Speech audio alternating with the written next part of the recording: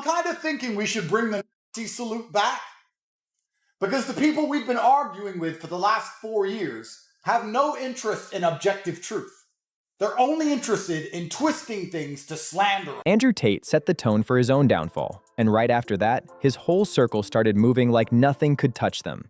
They stepped out blasting Kanye West, fully locked into the vibe, carrying that same bold energy straight into a Miami nightclub like it was just another night, loud music, high confidence, no hesitation. But Miami did not see it that way at all.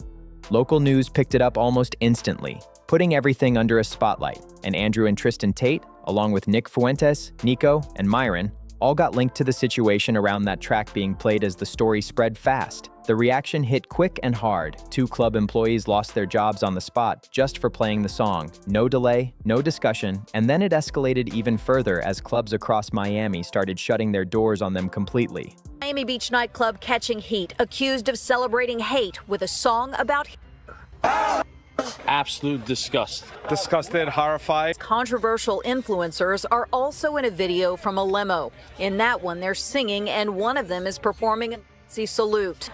Animals. This is obviously not welcome in Miami Beach. It should not be welcome anywhere in the world. And by the way, I spoke to other club operators. They are not welcome in their club. How they got into this club, open arms, I want to know how. And you are not welcome in Miami Beach. No warnings, no second chances, just bans, clean and simple. Andrew Tate later showed up on the PBD podcast to explain himself and push back on the narrative, coming in confident and speaking like he still had control of everything. Be careful here because I don't want to deflect too heavily. I don't want to be blaming other people, etc. A whole bunch of songs were played that night, none of which I requested. None. I didn't play it. I didn't ask them to play it. I didn't dance. I didn't sing. I'm not here to make excuses for myself. I'm not here to say it wasn't. But at the same time, the pressure around him was clearly building and starting to show. Instead of slowing things down, he leaned into deflecting and shifting blame, trying to move attention away from himself, and it did not come off right because instead of standing firm, it looked like he was passing responsibility, which people caught on to quickly. Sneo even said it straight. Andrew Tate folded under pressure, and that hit harder because it came from someone close, not just a random voice online. Tate posted this today. He's wearing the Burger King hat, right? Do you guys know why he's holding this? It's because this is a meme where a white guy was on the plane and started saying the hard R. He's like, oh, look, I'm the edgy guy who says a racial slur. Actually, no, you're not. You folded when it came to anti-Semitism. At the same time, you could see the change happening in real time because after the Miami commissioner made it clear he was not welcome, Andrew started to look less comfortable, like the situation was catching up to him faster than expected. No room for debate, just a direct message. But right in the middle of all that, Andrew posted a video of himself in his Bugatti blasting that same Kanye track like nothing ever happened, and that move felt intentional without needing explanation, like he was showing he did not care about the backlash, even while everything around him was heating up. I think Sneeko may have put the song on, who I'd met many times before. But it was a long night. It was 6 or 7 hours. 6 or 7. You fold? I'm just going to say I didn't do it. I'm just going to say that I didn't play the song. I don't find the song funny. I didn't think it was appropriate to do. Some fans backed him fully, saying, Top G is right, standing behind him without hesitation, while others were not convinced at all and saw it as too much, not agreeing with how it was handled. And that is when the conversation started to shift direction as people began asking why a short clip of a song was getting this much attention when bigger issues exist. One side tried to shut it down by saying it did not matter, but that only made things louder instead of ending the discussion.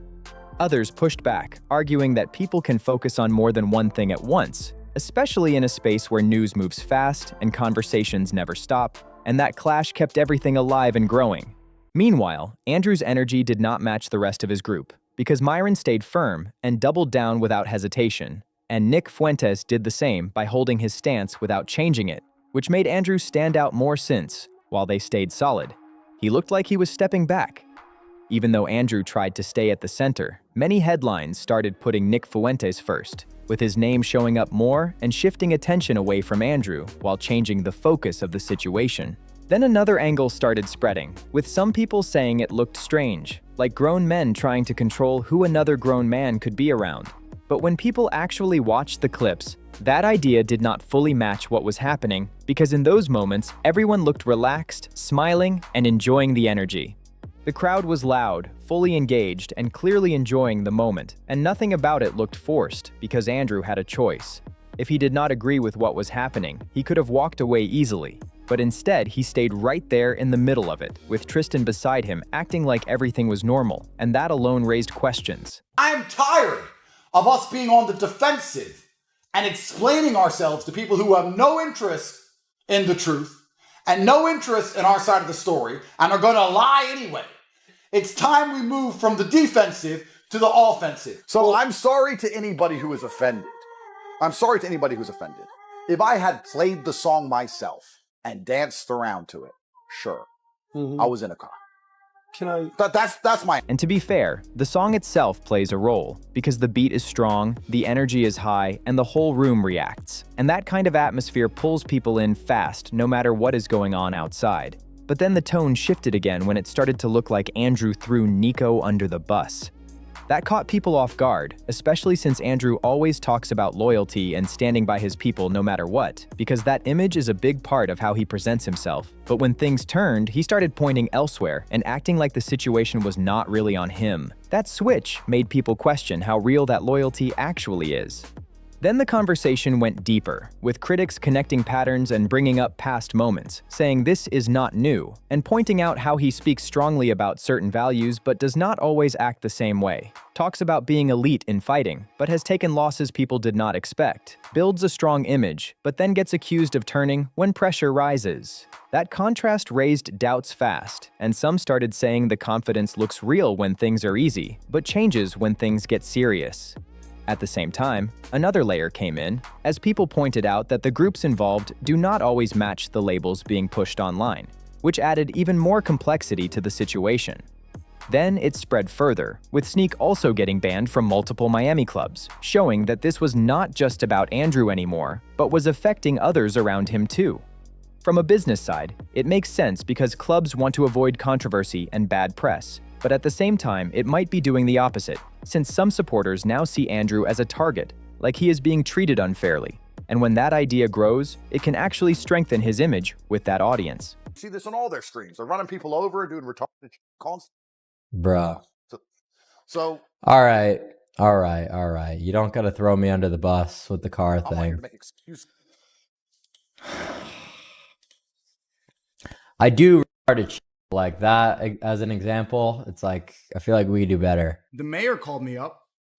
The mayor called me up today, and he said, if you want to be welcome in Miami again, you don't want to go be in the cold New York all the time, you got to apologize.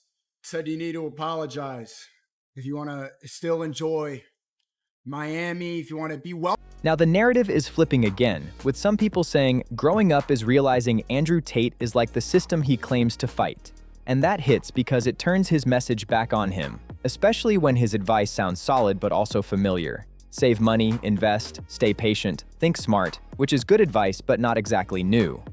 Then Fresh added another take, saying nobody threw Sneak under the bus, and that Sneak put himself in that position by chasing attention too hard, which was a direct point about how real life is bigger than views and viral moments. And looking long-term, some say the smarter move is staying low-key and not showing everything, especially with pressure already building in Miami. That is why some are calling him out directly, saying, Cobert Tate, you moving like a snake right now, with no filter at all.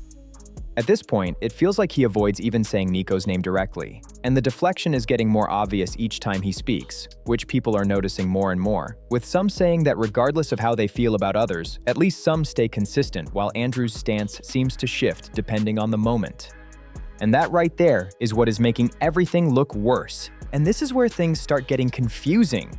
Why is he acting like he had nothing to do with that song being played, when he literally posted himself in his Bugatti blasting it, with Nico clearly connected through Bluetooth, and people saw it with their own eyes? It was not hidden at all, so naturally everyone started asking the same question. What changed so fast? That switch did not go unnoticed either, and even Clavicular looked caught off guard, like he did not expect things to turn in that direction at all. Then came the podcast moment, and that is where it got even more awkward, because Tate tried to shift the blame, but instead of clearing things up, it made everything feel more tense. Not smooth or controlled, but forced, like he was trying to distance himself from something people had already clearly seen. At the same time, there are people saying the whole situation is being blown out of proportion, pointing out that Andrew did not create the song, and while he did play it, from what it looks like, he was not even the one controlling the music inside the nightclub. So the argument started building that if anyone should be blamed, it should be the staff who allowed it to happen. But even that does not fully remove Andrew from the situation, because his presence and reaction still matter. What people are really focused on now is not just the moment itself, but how everything was handled after it went public. And that is where things started to feel off in a way that is hard to ignore. It began to look like Sneak was being pushed into the spotlight for something they were all part of, since they were all there, hearing the same track, in the same environment, and nobody stepped in or showed any issue while it was happening. There was no hesitation, no reaction, nothing that suggested it was a problem at the time, which makes the shift later stand out even more. But the moment it turned into a bigger controversy, the energy changed, and that change is exactly what people keep coming back to. He's self-sabotage, he'll always up, he'll always talk about someone that he needed later on, he'll always chase clicks instead of think ahead. He's just too stupid.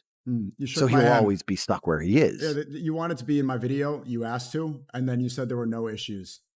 Andrew started creating distance, stepping back and shifting the focus instead of just owning his part in it. And that move stands out more than the situation itself because it changes how everything is viewed. Now it feels less about the song and more about how the pressure was handled once everything escalated, which is why the conversation has not died down. The whole situation comes across like a mix of pressure, image control, and people trying to stay ahead of the narrative before it turns against them. And you can see it in the way they speak now, in how their tone shifts, and in how carefully they choose their words. Everyone is moving differently, but they are all still tied to the same moment whether they like it or not. What stands out the most is how quickly things change when the situation becomes uncomfortable, because one moment it is unity, confidence, and shared energy, and the next it turns into distance, quieter responses, and subtle finger-pointing. And people are noticing all of it in real time. Clips are being replayed, statements compared, and every inconsistency is getting called out, which makes everything more visible and harder to explain away, no matter how it is framed. What started as a simple night with music turned into headlines, bans, and ongoing debates about responsibility and influence. And at this point, it is not even about the song anymore. What people are judging now is how each person handled the pressure once everything escalated, who stayed consistent, who adjusted their position, and who tried to reshape the story when things got serious. And once that kind of perception sets in, it becomes very difficult to change it, no matter what is said later. Looking at the bigger picture, the long-term impact is already starting to show, because what seemed like a small moment is now something that follows their names, especially with how public everything became for Andrew Tate. This situation has grown into something bigger, where people are watching closely, analyzing every response, every shift in tone, and building a narrative that is not easy to break once it settles in. At the same time, Nico's situation shows the other side of it as well, with bans from clubs, backlash, and still being tied to everything that happened, which highlights how quickly things can escalate when online moments spill into real life. Then you have the rest of the group, each reacting in their own way, with some doubling down, some staying vocal, and others trying to move more quietly. But no matter how they approach it, they are all still connected to the same situation. And the internet does not forget moments like this, because once people choose a side, they tend to stick with it, and everything that follows gets viewed through that lens, whether it is completely fair or not. In the end, this turned into a test of how people handle pressure, and not everyone handled it the same way, because one moment it was confidence and control, and the next it became about managing damage, adjusting the narrative, and trying to stay on the right side of public opinion. Some stayed firm, some changed their approach, and some got caught in between, and people saw all of it happen in real time, which is exactly why it is not going away anytime soon. That is what makes situations like this stick. Not just what happened, but how people react when things stop going their way. So now it is your turn. What do you think really happened here, and who handled it right?